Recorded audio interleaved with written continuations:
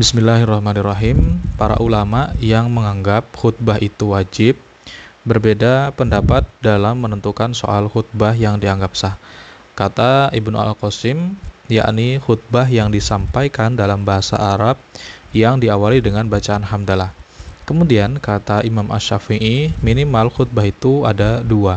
Nah, dalam hal ini khatib harus berdiri dan duduk sebentar di antara dua khutbah.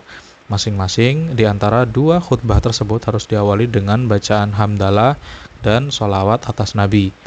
Nah, pada khutbah yang pertama, sang khatib menyampaikan wasiat agar selalu bertakwa kepada Allah dan membaca ayat Al-Quran, dan pada khutbah yang kedua, dia memanjatkan doa. Nah, perbedaan pendapat di antara para ulama bertolak dari persoalan apakah sudah dianggap cukup dengan diucapkan secara bahasa saja atau secara syariat.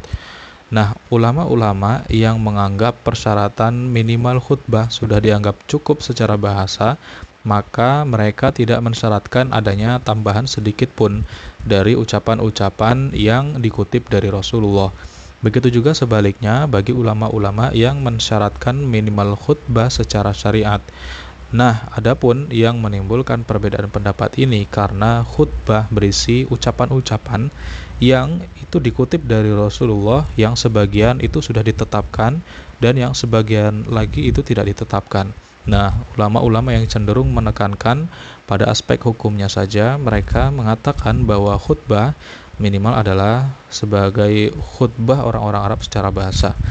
Begitu juga dengan para ulama yang menganggap sebaliknya.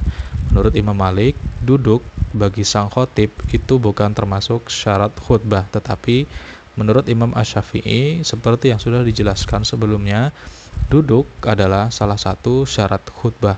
Ulama-ulama yang menganggap duduk hanya untuk memberi kesempatan beristirahat kepada si khatib, maka mereka tidak menganggapnya sebagai syarat. Dan ulama-ulama yang menganggap duduk merupakan suatu ibadah, mereka menganggapnya sebagai syarat. Wallahu a'lam bishawab.